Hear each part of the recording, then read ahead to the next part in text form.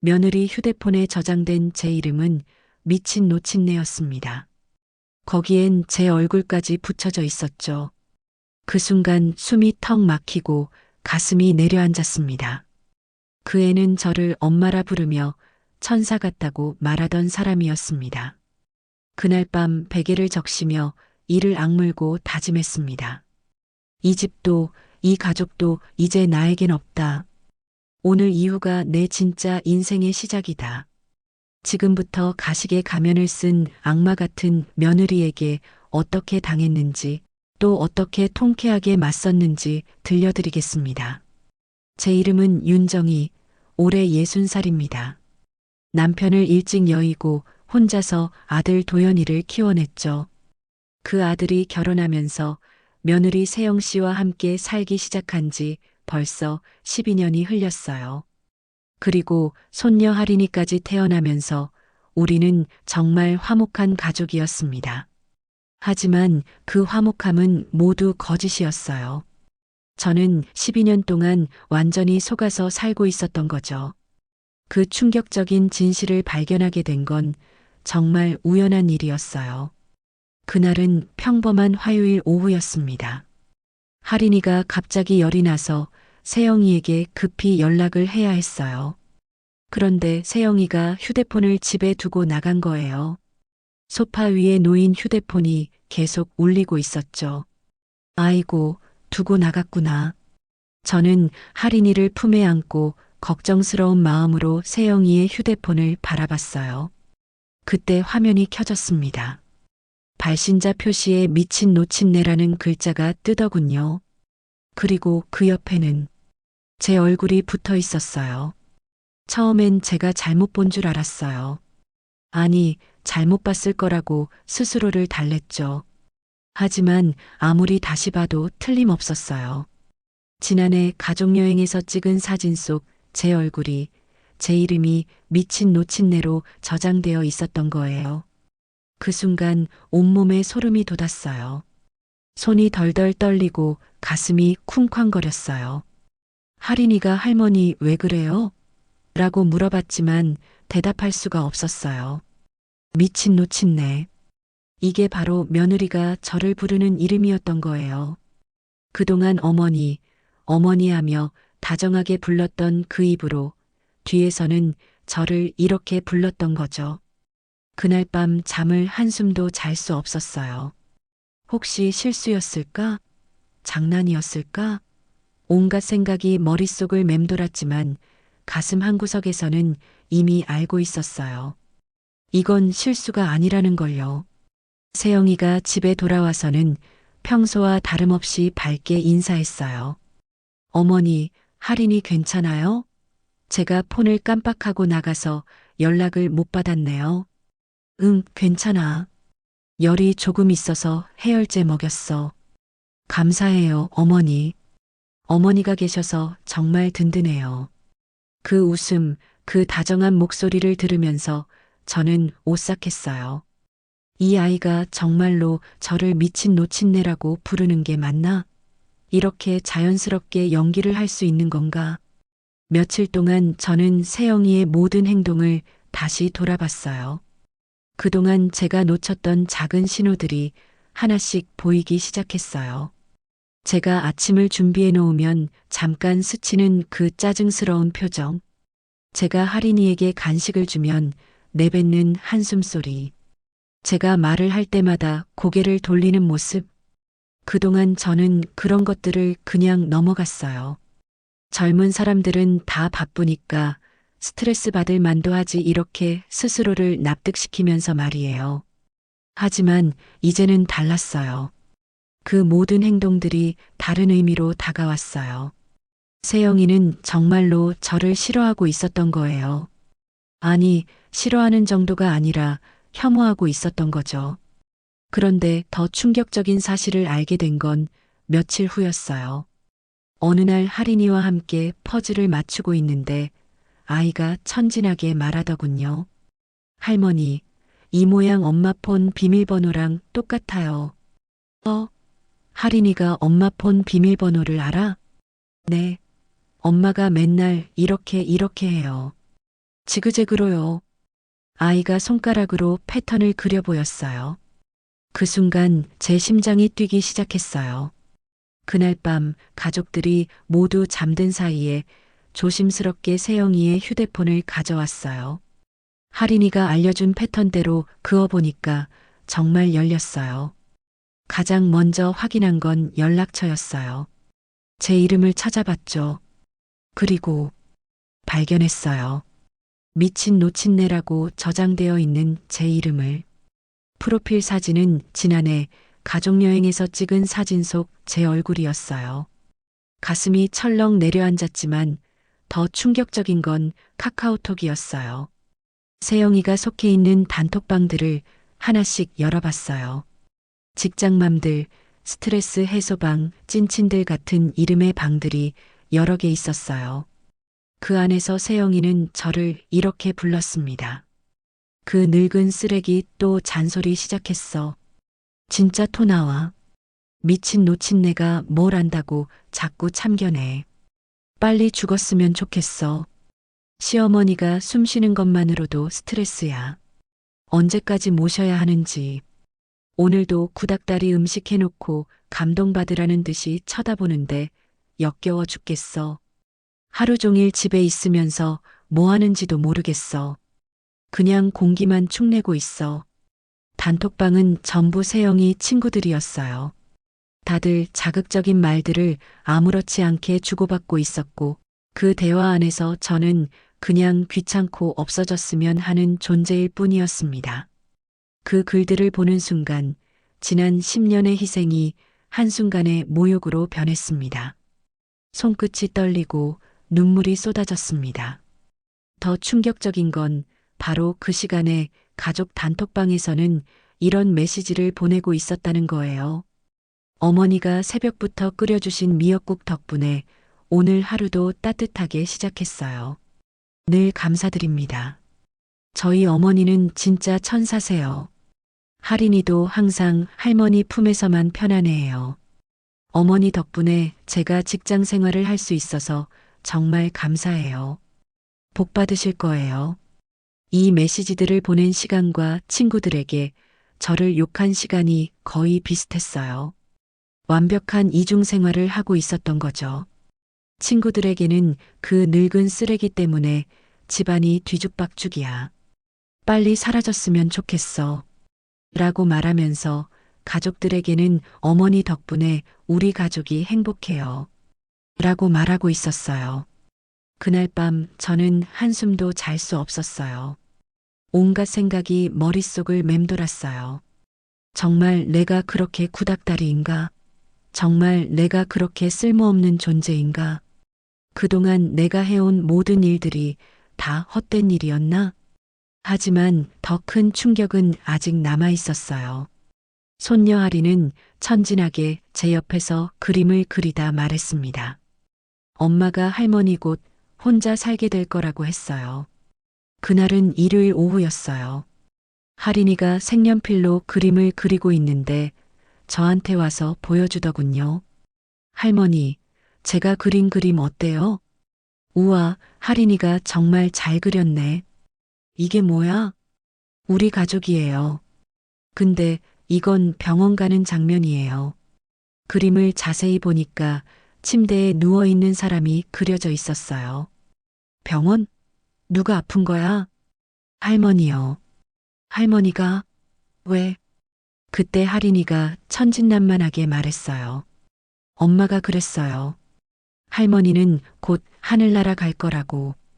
그 순간 머리가 하얘졌어요.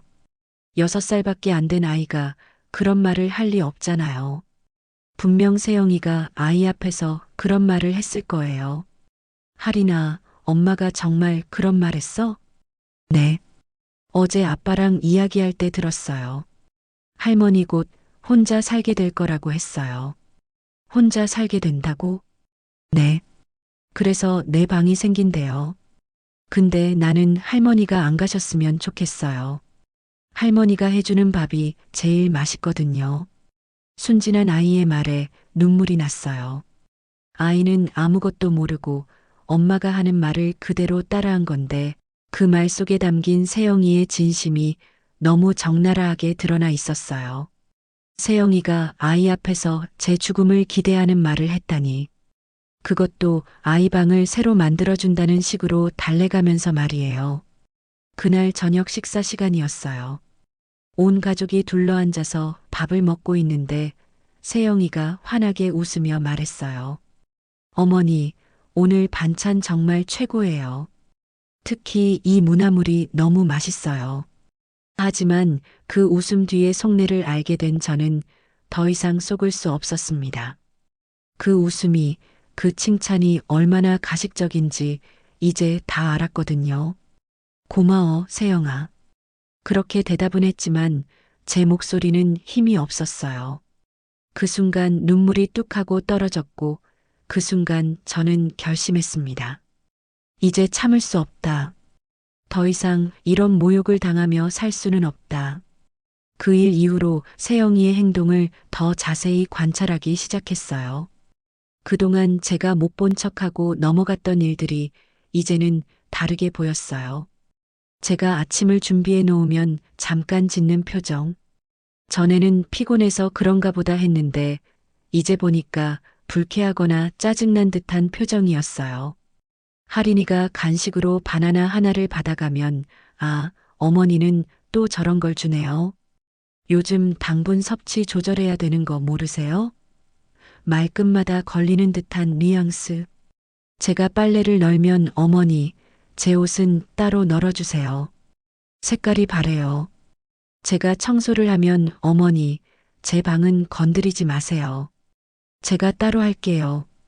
예전에는 못 들었던 게 아니라 그냥 제가 듣고 싶지 않았던 것 뿐이었죠. 어느 날은 세영이가 누군가와 전화 통화를 하며 화장을 고치고 있었어요. 저는 세탁물을 정리하러 방 앞을 지나가다가 우연히 들었습니다. 그 인간 뭐든 간섭하려고 들어서 지겨워 죽겠어. 그냥 아프기라도 했으면 좋겠네. 맞아. 요즘 노인들 진짜 오래 살아서 문제야. 우리 때는 언제까지 모셔야 하는지. 진짜 스트레스 받아 죽겠어. 눈치도 없고. 그 인간이 누군지 말하지 않아도 알 수 있었어요. 바로 저였습니다. 며칠 후에는 더욱 충격적인 장면을 목격했어요. 세영이가 친구와 카페에서 만나는 걸 우연히 봤거든요. 저는 마트에 장을 보러 갔다가 창문 너머로 세영이를 발견했어요. 호기심에 가까이 가서 들어보니까 정말 끔찍한 대화를 하고 있더군요. 언니, 시어머니 때문에 정말 미치겠어. 하루 종일 집에 붙어 있으면서 이것저것 간섭하고 그래도 집안일은 다 해주잖아. 그게 고마운 줄 알아? 나는 내 방식대로 하고 싶은데 자꾸 참견하는 거야. 그리고 음식도 맛없어. 구닥다리 음식만 해놓고 맛있다고 표현해달라는 식이야. 그럼 따로 살면 되잖아. 그러고 싶은데 남편이 반대해. 효자 코스프레 때문에. 진짜 빨리 죽었으면 좋겠어. 그 말을 듣는 순간 다리에 힘이 빠졌어요. 그 자리에서 주저앉을 뻔했죠. 세영이는 계속 말했어요. 요즘에는 치매 검사라도 받아보라고 하려고. 그럼 요양원 보낼 명분이 생기잖아. 오, 그거 좋은 생각이다. 맞지? 어차피 늙어서 할 일도 없는데 그냥 시설에서 사는 게 나을 거야. 저는 그 자리에서 더 이상 들을 수가 없어서 그냥 돌아왔어요. 집에 와서 거울을 보니까 얼굴이 새하얗게 변해 있더군요. 그날 밤에도 세영이는 평소와 다름없이 밝게 인사했어요. 어머니, 오늘 마트 다녀오셨어요? 수고하셨어요. 응. 어머니 표정이 안 좋으신데 어디 아프세요? 아니야, 괜찮아. 그럼 다행이에요. 어머니 건강이 제일 중요해요. 그 가식적인 말들을 들으면서 정말 오싹했어요. 몇 시간 전에 제 죽음을 바라던 그 입으로 지금은 제 건강을 걱정한다고 하고 있었거든요. 그날부터 저는 세영이의 모든 행동을 다른 시각으로 보게 되었어요. 그동안 놓쳤던 신호들이 하나둘씩 보이기 시작했죠. 제가 아침상을 차려놓으면 고맙습니다라고 말하지만 그 표정에는 진심이 없었어요. 그냥 습관적으로 하는 말이었죠. 제가 할인이에게 간식을 주면 어머니 감사해요라고 말하지만 뒤돌아서는 한숨을 쉬더군요. 제가 청소를 하고 있으면 어머니 고생하세요라고 말하지만 눈빛은 차가웠어요. 모든 게 연기였어요. 완벽한 가면을 쓰고 있었던 거죠. 그런데 더 충격적인 건 할인이를 통해서 들은 이야기였어요. 어느 날 할인이가 학교에서 돌아와서 저에게 말하더군요. 할머니, 선생님이 가족 그림 그리라고 했어요. 그래, 우리 할인이가 잘 그렸겠네. 네. 근데 엄마가 그림 보고 이상하다고 했어요. 왜? 할머니를 너무 크게 그렸다고. 그리고 할머니는 우리 가족이 아니라고 했어요. 그 말을 들은 순간 가슴이 철렁 내려앉았어요. 엄마가 정말 그런 말 했어? 네. 그래서 할머니 지우개로 지웠어요. 엄마가 화낼까봐. 6살 아이에게 할머니는 가족이 아니라고 말한 세영이. 그리고 그 말을 듣고 할머니를 지운 할인이. 얼마나 마음이 아팠을까요? 그날 밤 저는 할인이 방에 들어가서 물어봤어요. 할인아, 할머니가 가족이 아니라고 생각해? 할인이가 고개를 갸웃거리더니 말했어요. 잘 모르겠어요. 엄마는 가족이 아니라고 하는데 할머니는 나한테 좋은 일만 해주시잖아요. 그럼 할인이 생각에는 어때? 할머니가 진짜 가족 같아요. 엄마보다 더 좋아요. 아이의 순수한 말에 눈물이 났어요. 적어도 할인이만은 저를 진짜 가족으로 생각해주고 있다는 게 위로가 되었죠. 하지만 그 위로도 잠깐이었어요. 며칠 후 더욱 가혹한 현실을 마주하게 되었거든요. 더 충격적인 건 아들 도연이의 태도였어요. 처음에는 아들만은 제 편일 거라고 생각했는데 점점 세영이 편을 들기 시작하더군요. 어느 날 저녁 제가 할인이에게 과자를 주었는데 세영이가 불편한 표정을 지었어요. 어머니, 저녁 먹기 전에 간식 주시면 밥 안 먹어요. 아, 미안해.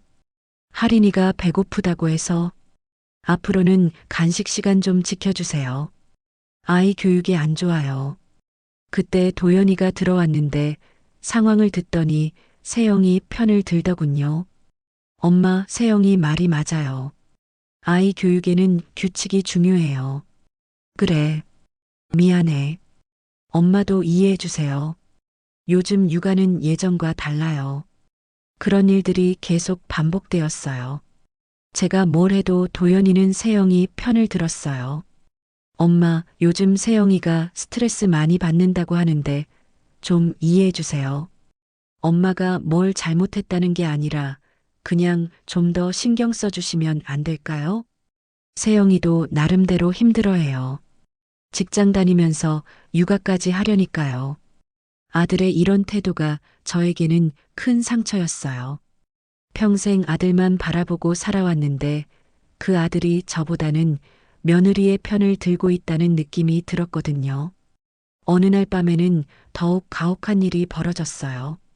제가 감기에 걸려서 몸살을 앓고 있는데 세영이가 회사에서 힘든 하루를 보내고 돌아왔어요. 집에 와보니 저녁 준비가 안 되어 있었고 할인이는 배고파요라고 보채고 있었던 거죠. 세영이가 완전히 폭발했어요. 어머니, 몸이 아프시다고 해서 아무것도 안 하시면 어떡해요? 저도 회사에서 일하고 와서 죽을 만큼 피곤하다고요. 미안해, 세영아. 내가 몸이 너무 안 좋아서. 몸이 안 좋으시면 병원에 가시든지 해야죠. 이렇게 누워만 계시면 저희는 어떻게 해요? 정말 미안해. 내가 잘못했어. 그때 도연이가 들어왔어요. 상황을 파악한 도연이는 또 아내 편을 들었어요. 엄마, 세영이 말이 맞아요. 아프시면 미리 말씀하시고 저녁 준비라도 간단하게 해놓으셔야죠. 도연아, 나 정말 아팠어. 몸살이 심해서 일어날 수도 없었어. 그래도 가족들 생각을 해야죠. 세영이도 일하고 와서 피곤한데 저녁까지 준비해야 하면. 그럼 나는 죽어도 밥을 해야 한다는 거니? 엄마, 그런 말씀하지 마세요. 그냥 좀 더 배려해 달라는 거예요. 그 순간 마음이 무너지는 것 같았어요. 평생 가족을 위해 살아왔는데 하루 아픈 날도 이해받지 못한다니. 더 심한 건 그 일 이후에 도연이와 세영이가 나눈 대화였어요. 제 방문 틈으로 들리더군요. 여보, 엄마 요즘 너무 이상해. 깜빡하는 것도 많고. 맞아요. 어제도 가스 끄는 걸 까먹으셨어요. 혹시 치매 초기 증상인가? 한번 검사 받아보시게 해야겠어. 그게 좋을 것 같아요. 미리 체크해두면 나중에 대비할 수 있으니까. 요양원 같은 곳도 미리 알아봐야 할까? 그런 것도 필요할 것 같아요. 혹시 모르잖아요. 제가 치매라고? 그냥 하루 아팠을 뿐인데 벌써 치매 취급을 하고 요양원까지 알아본다고 하는 거예요? 그 대화를 듣고 나서 정말 충격을 받았어요. 아들마저 완전히 며느리 편이 되어서 저를 짐짝 취급하고 있었던 거죠. 며칠 후에는 더욱 직접적인 공격이 있었어요. 세영이가 저에게 대놓고 말하더군요. 어머니, 요즘 병원에서 치매 검사 많이 받으시던데 한번 받아보시는 게 어떨까요? 치매 검사? 왜? 요즘 깜빡하시는 일이 많아서요. 미리 체크해 두시면 좋잖아요. 나는 치매 아니야. 그럼 검사 받아서 확인해 보시면 되잖아요. 괜찮으시다면 검사 받는 것도 문제 없을 거고요. 그 말투가 완전히 협박조였어요. 치매 검사를 받지 않으면 뭔가 숨기는 게 있다는 식으로 몰아가고 있었거든요. 굳이 그럴 필요 있어? 어머니, 요즘 노인분들 모두 받으시는 거예요. 부끄러워할 일도 아니고요. 그때 도연이도 끼어들었어요. 엄마, 세영이 말이 맞아요. 예방 차원에서라도 받아보시는 게 좋을 것 같아요. 결국 아들마저 며느리와 한편이 되어서 저를 몰아붙이고 있었던 거예요. 하지만 진짜 충격적인 말은 며칠 후에 나왔어요. 그날도 비슷한 일이 있었는데 세영이가 화가 머리끝까지 난 상태에서 내뱉은 말이었어요. 그날은 제가 빨래를 하다가 세영이의 블라우스를 실수로 축 늘어뜨린 일이 있었어요. 정말 실수였는데 세영이가 완전히 화를 내더군요. 어머니, 이 옷 비싼 건데 어떡해요? 미안해. 내가 실수했어. 실수로 되는 일이 아니에요. 요즘 너무 자주 실수하시는 거 아니에요? 정말 미안해. 새 걸로 사줄게. 그런 게 문제가 아니에요. 어머니가 요즘 너무 대충대충 하시는 것 같아요. 그때 도연이가 들어왔는데 상황을 보더니 또 세영이 편을 들었어요. 엄마, 좀 더 조심하시죠. 세영이 옷도 비싼 건데. 도연아, 나도 일부러 그런 게 아니야. 일부러 그런 게 아니라면 더 신경 쓰셔야죠. 그 순간 세영이가 화가 머리끝까지 난 상태에서 소리쳤어요. 정말 이제 한계예요. 시어머니는 가족이 아니잖아요. 왜 제가 평생 모셔야 하는데요? 그 말을 들은 저의 얼굴이 새하얗게 변했어요. 시어머니는 가족이 아니다라는 말이 가슴에 비수처럼 꽂혔죠. 세영아, 그게 무슨 말이야? 사실대로 말한 거예요. 저는 어머니의 친딸이 아니에요. 그런데 왜 제가 희생해야 하는 거예요? 그래도 우리는 가족이잖아. 12년 동안 함께 살았는데. 가족? 가족이면 서로 배려해야 하는 거 아니에요? 어머니는 저를 배려한 적이 있나요? 내가 언제? 항상 본인 방식대로만 하시잖아요. 제 의견은 무시하고. 이제 정말 지쳤어요. 세영아, 너무한다. 너무해. 너무한 건 어머니예요. 저희도 저희 인생이 있다고요. 도연이도 당황했지만 아내를 완전히 말리지는 않았어요. 오히려 엄마 세영이가 스트레스를 많이 받고 있어요. 이해해 주세요라고 말했죠. 도연아, 너 맞아. 엄마, 세영이 말에도 일리가 있어요. 좀 더 배려해 주시면 안 될까요? 그 순간 저는 완전히 절망했어요. 아들마저 완전히 며느리 편이 되어서 저를 적으로 돌렸다는 게 믿어지지 않았어요. 저는 더 이상 아무 말도 할 수 없었어요. 그냥 방으로 들어가서 문을 닫아버렸죠. 그날 밤 내내 생각했어요. 정말로 제가 이 집에서 가족으로 인정받지 못하는 존재구나. 평생 이 가족을 위해 헌신했는데 결국 저는 가족이 아닌 사람이었던 거죠. 그런데 새벽 3시쯤 갑자기 마음속에서 뭔가 단단해지는 걸 느꼈어요. 슬픔이 분노로, 분노가 다시 차가운 결심으로 바뀌는 순간이었죠. 그래, 가족이 아니라고? 그럼 이제 정말로 가족이 아닌 사람처럼 행동해보자. 저는 더는 가만히 있지 않기로 했습니다. 은행에 가서 제 명의의 예금과 적금을 모두 정리했고 남편이 남겨둔 아파트도 제 손으로 매각을 준비했습니다. 다음 날부터 저는 조용히 제 인생을 정리하기 시작했어요. 가장 먼저 한 일은 제 재산이 정확히 얼마나 되는지 파악하는 것이었어요. 서랍 깊숙이 보관해 두었던 서류들을 꺼내서 하나하나 확인해 봤어요. 남편이 남긴 보험금, 제가 수십 년간 조금씩 모은 적금, 그리고 현재 살고 있는 아파트까지 계산해 보니까 생각보다 많았어요. 총 12억 정도 되더군요. 순간 씁쓸한 웃음이 나왔어요. 그래서 그랬구나. 그래서 그 아이가 나를 쉽게 내보내지 못하고 있었구나. 세영이가 제 재산 규모를 알고 있다는 것도 확신했어요.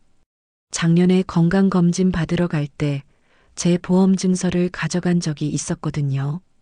어머니 혹시 모르니까 보험 정보 확인해 둘게요라고 하면서 말이에요.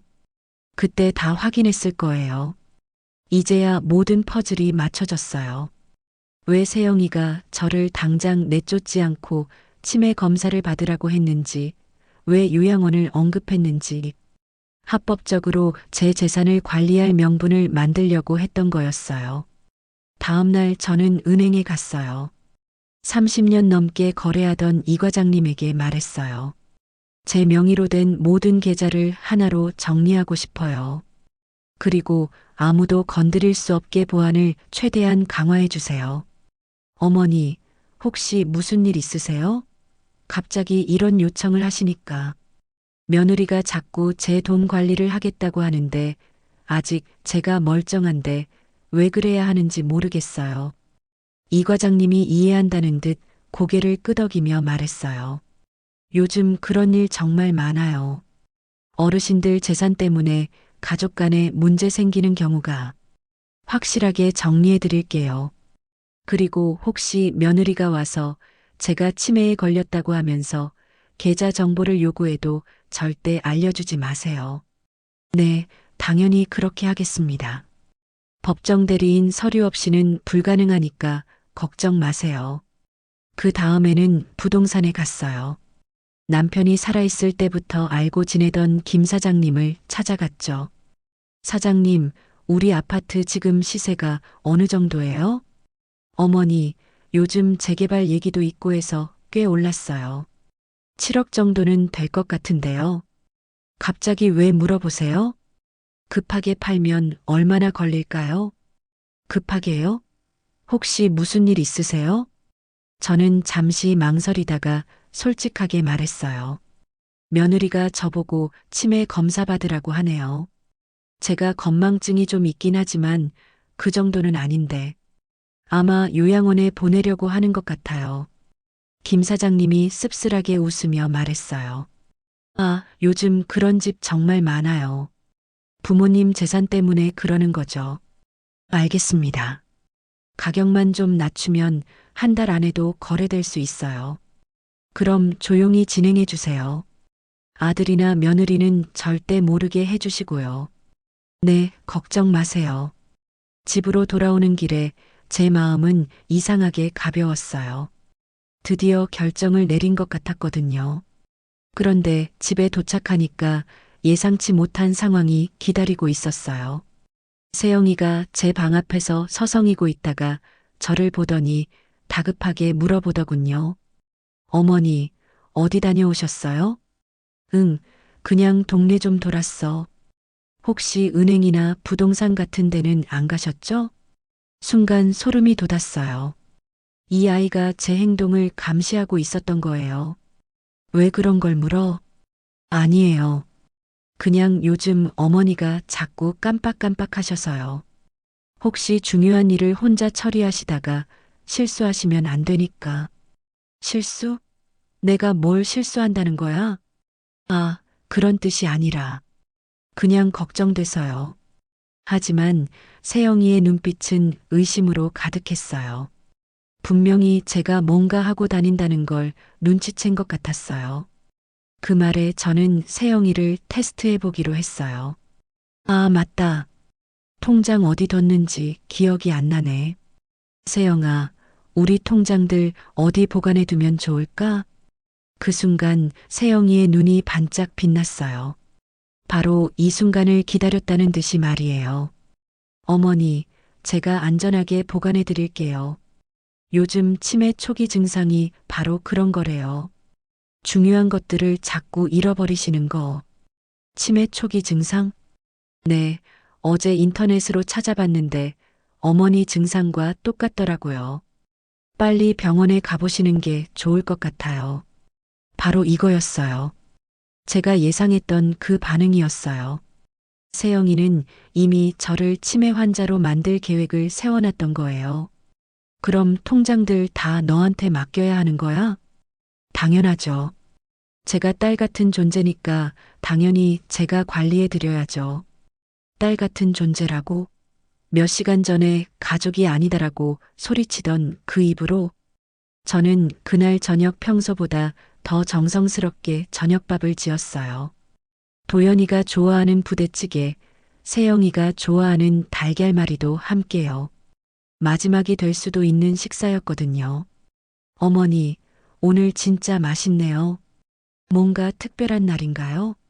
세영이가 밝게 웃으며 말했어요. 그 말에 저는 조용히 미소만 지었어요. 그래, 이제 이것도 마지막이겠구나. 그냥 우리 가족들이 맛있게 먹었으면 해서. 역시 어머니 음식이 최고예요. 저는 어머니 덕분에 정말 행복해요. 그 가식적인 말을 들으면서 속으로 웃었어요. 정말 끝까지 연기를 하는구나 싶어서요. 식사가 끝난 후 저는 미리 준비해둔 것들을 점검했어요. 휴대폰 캡처 화면들, 은행 거래 내역, 부동산 계약 준비 서류들, 모든 게 준비되었어요. 그리고 마침내 그 순간이 왔어요.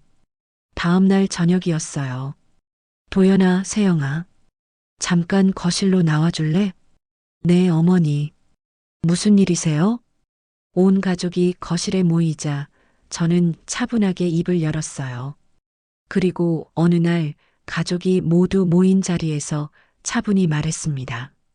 세영아, 내가 날 뭐라고 저장했는지 알아. 세영이의 얼굴이 순간 굳어졌어요. 내 친구들한테 뭐라 했는지도 다 봤어. 저는 미리 캡처해둔 휴대폰 화면들을 하나하나 보여줬어요. 미친 노친네라는 저장 이름, 저를 비웃는 단톡방 대화들, 그리고 가족 단톡방에서의 가짜 감사 인사들까지. 이게 뭐야? 그 늙은 쓰레기, 빨리 죽었으면 좋겠어. 미친 노친네. 이게 다 나를 가리키는 말이야? 제가 꺼낸 캡처 화면 속 단어들 구닥다리 노인, 빨리 없어졌으면을 보는 순간 아들 도연은 말이 막혔고 세영의 얼굴은 하얗게 질렸습니다. 어머니, 그건 이것도 장난이야? 친구들한테 나 죽기를 바란다고 말한 것도 장난이고 세영이는 아무 말도 못했어요. 그녀는 그냥 장난이었어요. 라며 변명했지만 그 말은 공허하게 울렸습니다. 장난? 그럼 이것도 장난이야? 저는 다른 캡처 화면을 보여줬어요. 세영이가 친구와 카페에서 나눈 대화를 녹음한 파일도 있었거든요. 요양원 같은 곳도 미리 알아봐야 할까? 라는 도연이의 목소리와 그런 것도 필요할 것 같아요. 라는 세영이의 목소리가 생생하게 들렸어요. 요양원 보내려고 치매 검사 받으라고 한 것도 장난이고, 이번에는 도연이가 당황했어요. 엄마, 그건 어떻게 해? 너희들 대화 다 들었어. 벽이 얇아서 다 들려.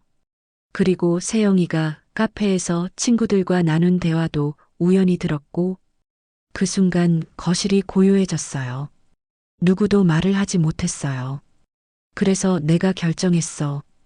저는 마지막으로 선언했습니다. 이제 너희 집은 너희가 책임져. 나는 내 인생을 찾으러 간다. 침묵을 깨고 저는 차분하게 말을 계속했어요. 나는 이제 이 집을 떠날 거야. 어머니, 집은 이미 매매 계약 준비했어. 다음 주에 계약하고 이사 나갈 거야. 세영이가 믿을 수 없다는 듯 소리쳤어요. 어머니, 설마 진짜로요? 농담이시죠? 농담? 나를 미친 노친네라고 부르고 죽기를 바란 게 농담이었나? 그건 제가 정말 잘못했어요. 다시는 그런 일 없을게요. 은행 계좌도 이미 모두 정리했어. 이제부터 너희 삶은 너희가 책임져. 도연이가 당황해서 말렸어요. 엄마, 너무 성급하게 결정하시는 거 아니에요? 다시 한번 생각해 보세요. 성급해? 12년 동안 참은 게 성급하다고? 그래도 이렇게 갑자기 너희들이 나를 요양원에 보내려고 계획한 건 갑작스럽지 않았어? 세영이가 울면서 무릎을 꿇었어요. 어머니, 제발 용서해 주세요. 제가 정말 잘못했어요. 하지만 저는 마음을 굳혔어요. 용서? 나를 미친 노친네라고 부르면서 죽기를 바랐던 사람한테 무슨 용서를 해줘? 정말 죄송해요. 다시는 그런 일 없을게요. 제발 한 번만 기회를 주세요. 기회? 12년이 기회가 아니었어? 할인이가 울면서 달려와 제 다리를 붙잡았어요. 할머니, 가지 마세요. 할머니 없으면 안 돼요. 그 순간 마음이 흔들렸어요. 하지만 저는 할인이를 안아주며 조용히 말했어요. 할인아, 할머니를 보고 싶으면 언제든지 놀러와. 하지만 할머니는 이제 여기서 살지 않을 거야. 왜요? 왜 같이 살면 안 되는데요? 할머니도 할머니만의 삶이 있거든. 그동안 할머니는 너희 엄마 아빠를 위해서만 살았는데, 이제는 할머니를 위해서 살고 싶어. 이제 늦었어. 나도 이제 나를 위해 살 거야. 울며 매달리는 며느리, 갈피를 못 잡는 아들을 뒤로하고 저는 짐을 싸기 시작했어요. 그날 밤 저는 평생 모은 것들을 정리했어요. 사실 가져갈 건 많지 않았어요. 옷 몇 벌, 사진 몇 장, 그리고 소중한 추억들만 작은 가방 하나에 담았죠. 나머지는 다 두고 갈 거였어요. 어차피 새로운 시작이니까 새로운 것들로 채우고 싶었거든요. 그 다음날 새벽 저는 정말로 집을 떠났습니다. 가족들이 모두 잠든 새벽 5시 평소와 같은 시간에 일어났어요. 하지만 이번에는 밥을 하러 부엌에 간 게 아니라 짐을 들고 현관으로 향했어요. 현관문을 열고 나가는 순간 뒤돌아보지 않았어요. 12년 동안 제가 혼신의 힘을 다해 지켰던 그 집을, 그 가족을 뒤로하고 걸어 나왔어요. 택시를 타고 공항으로 향하는 길에 휴대폰이 계속 울렸어요. 세영이와 도연이에게서 온 전화였지만 받지 않았어요. 며칠 뒤 바닷마을 작은 집에서 새 삶을 시작했습니다. 제주도 남쪽 끝자락의 작은 마을이었어요. 바다가 보이는 작은 집을 전세로 얻었죠. 집은 작았지만 바다가 훤히 내려다 보이는 창문이 있었어요. 새벽 햇살에 눈을 뜨고 누구의 눈치도 보지 않고 제 마음대로 커피를 끓이며 뒤에서 조롱하는 소리 없는 평온한 삶. 첫날 아침 창문을 열고 바다를 보는 순간 눈물이 났어요. 후회의 눈물이 아니라 해방감의 눈물이었어요. 아, 이게 자유구나. 더 이상 새벽 5시에 억지로 일어날 필요도 없고 누구를 위해 밥상을 차릴 필요도 없었어요. 제가 하고 싶을 때 하고 쉬고 싶을 때 쉴 수 있었어요. 수십 통의 전화가 울렸지만 저는 받지 않았습니다. 도연이와 세영이에게서 매일 전화와 문자가 왔어요. 하지만 저는 단 한 번도 받지 않았어요. 문자 내용은 뻔했어요. 엄마, 돌아와 주세요. 정말 잘못했어요. 어머니, 제발 용서해 주세요. 다시는 그런 일 없을게요. 한 번만 기회를 주세요. 정말 반성하고 있어요. 할인이가 할머니를 너무 그리워해요. 제발 돌아와 주세요. 하지만 저는 이미 마음을 정했어요. 60년을 살면서 처음으로 진짜 나를 위해 살기로 한 거였거든요. 한 달 후, 도연이가 직접 제주도까지 찾아왔어요. 하지만 저는 만나주지 않았어요. 엄마, 제발 한 번만 만나주세요. 정말 잘못했어요. 펜션 밖에서 소리치는 아들의 목소리가 들렸지만 저는 나가지 않았어요. 펜션 사장님을 통해 전한 말은 단 한마디였어요. 이제 그만하고 돌아가세요. 전 더 이상 그 가족과는 상관없는 사람이에요. 2달 후에는 세영이가 할인이를 데리고 왔어요. 아이를 이용해서 제 마음을 흔들려고 했던 거죠. 할머니, 할머니, 보고 싶었어요. 할인이의 목소리를 듣는 순간 마음이 흔들렸어요. 하지만 저는 참았어요. 지금 나가면 다시 그 지옥으로 돌아가게 될 거라는 걸 알았거든요. 창문 너머로 할인이가 울고 있는 모습이 보였어요. 가슴이 아팠지만 돌아서서 눈물을 훔쳤어요. 미안해, 할인아. 할머니는 이제 할머니 인생을 살아야 해. 이제 저는 짐짝도 조롱거리도 아닌 존중받아야 할 윤정이로 살고 있습니다. 새로운 삶은 정말 달랐어요. 아침에 일어나면 따뜻한 햇살이 창문을 두드리고 바닷바람이 제 이름을 불러줘요. 더 이상 누구에게 무시당하지도 뒤에서 욕먹지도 않아요. 작은 텃밭을 만들어서 상추와 토마토를 키우고 있어요. 오후에는 바닷가를 산책하고 저녁에는 하고 싶던 그림을 그려요. 마을 사람들도 저를 따뜻하게 대해주세요. 여기서는 누구도 저를 미친 노친네라고 부르지 않아요. 그냥 정혜 씨 또는 정희 언니라고 불러줘요. 정희 언니, 오늘도 산책 나오셨네요? 네, 날씨가 좋아서요. 언니는 정말 부러워요. 자유롭게 사시니까. 자유롭다는 게 이런 건가 봐요. 며느리의 가식은 저를 무너뜨렸지만 동시에 제 존엄을 되찾게 한 계기가 되었습니다. 6개월이 지난 지금 저는 정말 행복해요. 혼자라서 외롭지도 않아요. 오히려 그 집에서 살 때가 더 외로웠어요. 사랑받지 못한다는 걸 알면서도 사랑하는 척해야 했던 그 시간들이 더 힘들었죠. 어느 날은 마을 회관에서 그림 전시회를 열었어요. 제가 그린 바다 풍경화들이었는데 마을 사람들이 정말 좋아해 주더군요. 정희 언니, 정말 그림 잘 그리시네요. 이런 재능이 있으신 줄 몰랐어요. 저도 몰랐어요. 이제야 해보니까 재미있더라고요. 60년 만에 처음으로 제가 무엇을 좋아하는지, 무엇을 잘할 수 있는지 알게 된 거예요. 1년이 지났을 때 마침내 도연이가 또 찾아왔어요. 이번에는 혼자였어요. 엄마, 제발 한 번만 만나주세요. 이번에는 제가 나갔어요. 하지만 집 안으로 들이지는 않았어요. 마당에서 만났죠. 1년 만에 본 아들은 많이 초라해 보였어요. 살도 빠지고 얼굴도 상당히 피곤해 보였어요. 엄마, 정말 잘못했어요. 돌아가요. 도연아, 이제 늦었어. 늦지 않았어요. 다시 시작할 수 있어요. 나는 이미 새로 시작했어. 이곳에서 나를 위해서. 세영이도 정말 반성하고 있어요. 요즘 너무 힘들어해요. 그래, 그럼 잘 됐네. 나도 12년 동안 힘들었거든. 엄마, 도연아, 나는 이제 행복해.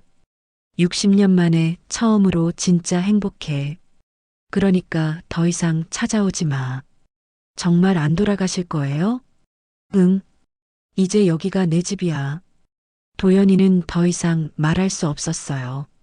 제 표정에서 단호함을 읽었을 거예요. 그럼 가끔씩이라도 연락은 할 수 있을까요? 안 돼. 나는 이제 과거와 완전히 단절하고 살 거야. 하린이는 정말 할머니를 그리워해요. 하린이에게 전해줘. 할머니는 하린이를 정말 사랑하지만 할머니는 이제 할머니만의 삶을 살아야 한다고. 그렇게 아들과의 마지막 만남을 끝냈어요. 이제야 깨달았어요. 가족이라는 이름으로 무시당하고 모욕당하며 사는 것보다 혼자라도 존중받으며 사는 게 훨씬 행복하다는 걸요. 여러분, 혹시 가족이라는 이름으로 일방적인 희생만 강요받고 계신가요? 그렇다면 용기를 내세요. 당신도 충분히 존중받을 자격이 있고 행복할 권리가 있어요. 진정한 가족은 혈연 관계가 아니라 서로를 존중하고 사랑하는 마음에서 시작돼요. 만약 그런 관계가 아니라면 과감히 거리를 두는 것도 필요해요. 나이는 정말 숫자에 불과해요. 60세에 새로운 인생을 시작한 저처럼 언제든 자신의 존엄을 되찾을 수 있어요. 가장 중요한 건 자신을 사랑하는 거예요. 남들이 나를 어떻게 대하든 상관없이 나 자신만은 나를 소중히 여기는 거죠. 저는 지금도 제주도 바닷가에서 행복하게 살고 있어요. 매일 아침 바다를 보며 커피를 마시고 오후에는 그림을 그리고 저녁에는 마을 사람들과 담소를 나누며 지내고 있어요. 더 이상 누구의 눈치를 보지도 뒤에서 욕먹을 걱정도 하지 않아요. 이런 자유로운 삶이 있다는 걸 이제야 알았어요. 혹시 여러분 중에도 저와 비슷한 상황에 계신 분들이 있다면 용기를 내세요. 나이가 많다고 가족이기 때문에 참아야 한다고 생각하지 마세요. 당신의 존엄과 행복이 가장 중요해요. 오늘 이야기가 여러분 마음에 큰 울림을 주었다면 구독과 좋아요 꼭 눌러주세요. 그리고 댓글로 여러분의 생각이나 비슷한 경험들을 들려주시면 정말 감사하겠습니다. 우리 모두 당당하고 행복한 삶을 살아가시길 바라면서 다음에도 더 좋은 이야기로 만나 뵐게요. 감사합니다.